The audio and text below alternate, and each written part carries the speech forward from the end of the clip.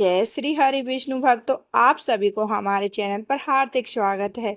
आज हम आपके लिए लेकर आए हैं भगवान श्री हरि विष्णु को समर्पित वर्ष की सबसे पवित्र और पुण्यदानी एकादशियों में से एक निर्जला एकादशी की संपूर्ण जानकारी।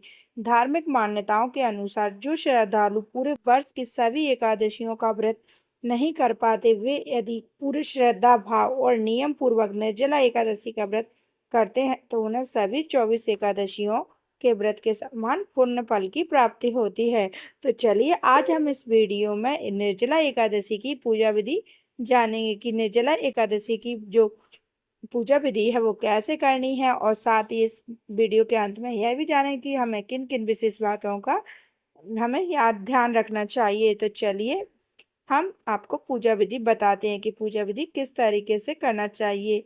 तो भक्तों, उससे पहले जान लेते हैं कि जो निर्जला एकादशी है उसका व्रत अत्यंत कठिन माना जाता है, यदि क्योंकि इस दिन बिना अन्न बिना जल के उपवास रखा जाता है। यह व्रत केवल शरीर की तपस्या ही नहीं बल्कि मन वचन और कर्म की पवित्रता का भी प्रतीक माना जाता है। भगवान श्री हरि विष्णु की कृपा प्राप्त करने के लिए और पाशों जो पापों का नाश है उनको अंत करने के लिए और घर में सुख समृद्धि के आयोग धन धान्य और मोक्ष की प्राप्ति के लिए इस व्रत को पूरे नियम और विधि से करना चाहिए। तो चलिए वीडियो को स्टार्ट करते हैं। तो सबसे पहले हम पूजा विधि जानेंगे कि पूजा विधि हमें कैसे करनी है और साथ ही इसमें हमें क्या क्या सामग्री लगेगी। तो यहाँ पर देखिए हमने एक चौकी रख ली है जिस पर हम पूजा करेंगे। तो इसको अच्छी तरीके से साफ कर लिए और स्वच्छ वस्त्र धारण करके आपको पूजा करनी है। तो सबसे पहले देखिए हम चौकी पर एक पीला वस्त्र बिछा लेंगे और यहाँ पर देखिए हमने एक पीला वस्त्र है उसको अच्छी तरीके से इस तरीके से बिछा लिया है इसके ऊपर।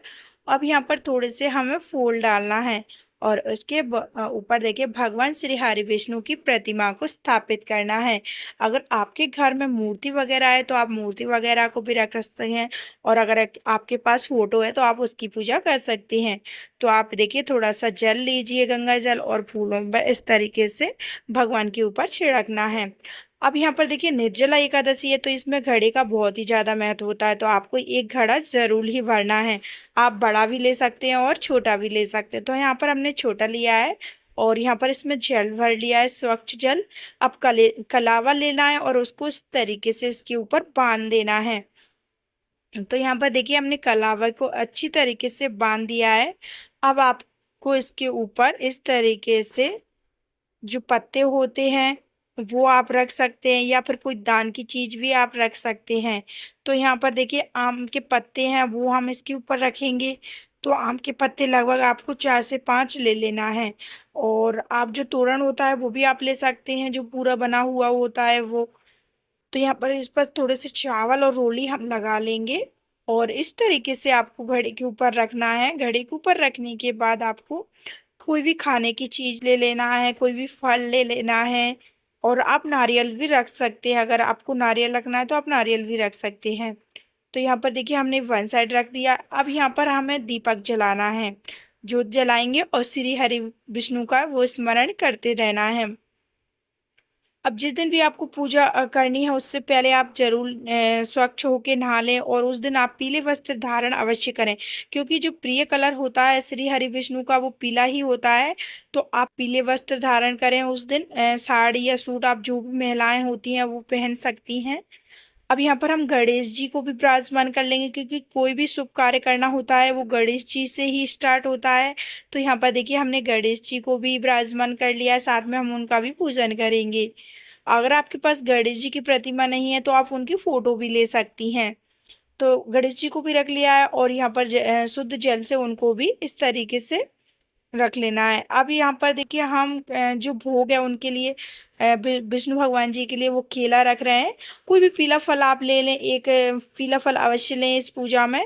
और दूसरी साइड हमें दान की चीज रखना है, क्योंकि इस दिन दान का भी बहुत ज्यादा महत्व माना जाता है। आप इस दिन दान कर सकती हैं, कोई भी दान की चीज है जैसे कि गेहूं, चावल, आटा भी आप दान कर सकते हैं। तो यहाँ पर हमने आपको थोड़ा सा करके दिखाया, आप थोड़ा सा दान कर सकते हैं। अगर आप थोड़ा सा भी दान करेंगे तो इसमें भी बहुत पुण्य फल की प्राप्ति होती है, क्योंकि ये जो एकादशी है वो 24 एकादशियों में से सबसे श्रेष्ठ एकादशी मानी जाती है। कहा जाता है कि अगर इस दिन कोई पूरी श्रद्धा भाव से व्रत करता है तो उसको सभी 12 जो एकादशी है उनका फल, जो पुण्य फल प्राप्त होता है वो एक दिन में ही प्राप्त हो जाता है।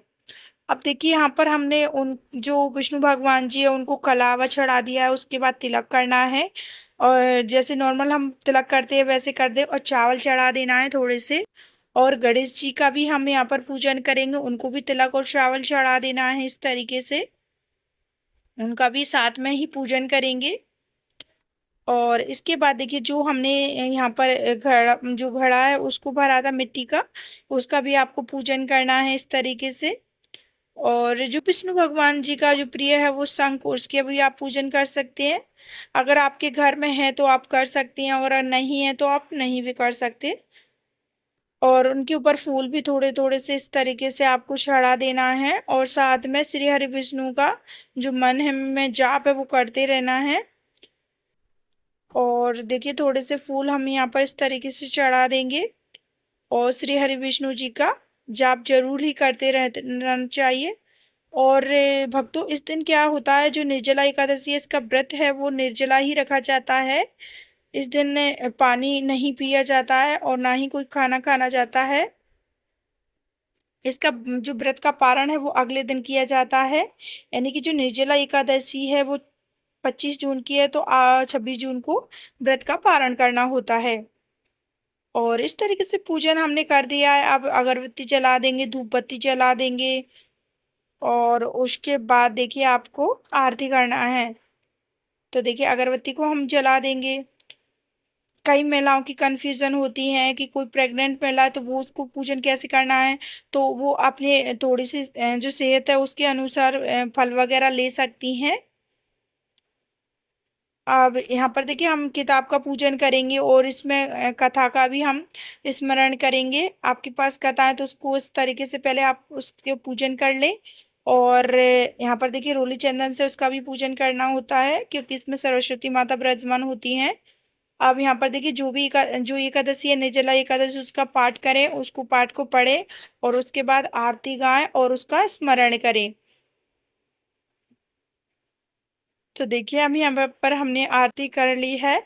अब लास्ट में हम यहाँ पर धूप बत्ती को जलाएंगे, और साथ में विष्णु भगवान जी की आरती को गाएंगे।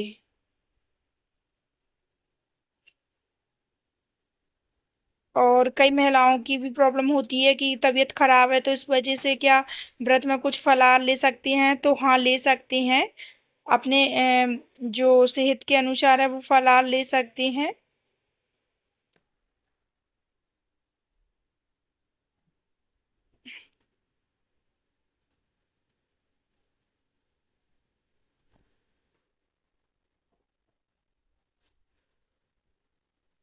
अब आरती होने के बाद आपको जो फूल हैं वो विष्णु भगवान जी के ऊपर छोड़ना है। भक्तों इस बार जो निर्जला एकादशी है वह 25 जून 2026 गुरुवार को मनाई जाएगी। यह सभी एकादशियों में सबसे पुण्यदायी एकादशी मानी जाती है, तो हम आपको बता ही चुके हैं। चलिए आप शुभ मुहूर्त भी जान लेते हैं। तो जो पूजा का जो शुभ मुहूर्त है वह एकादशी प्रारंभ 24 जून 2026 को सायंकाल 6:12 से स्टार्ट हो जाएगा, और एकादशी का जो समापन है वह 25 जून 2026 रात्रि 8:09 तक ही रहेगा। और व्रत का पारण अगले दिन यानी कि 26 जून 2026 को शुक्रवार को प्रातः 5:25 से आप 8:13 के बीच कर सकते हैं। इसका मुहूर्त रहेगा। और व्रत के पारण के समय विष्णु भगवान जी का स्मरण करते रहें, जल ग्रहण करें और फिर सात्विक भोजन ग्रहण करें। धन्यवाद।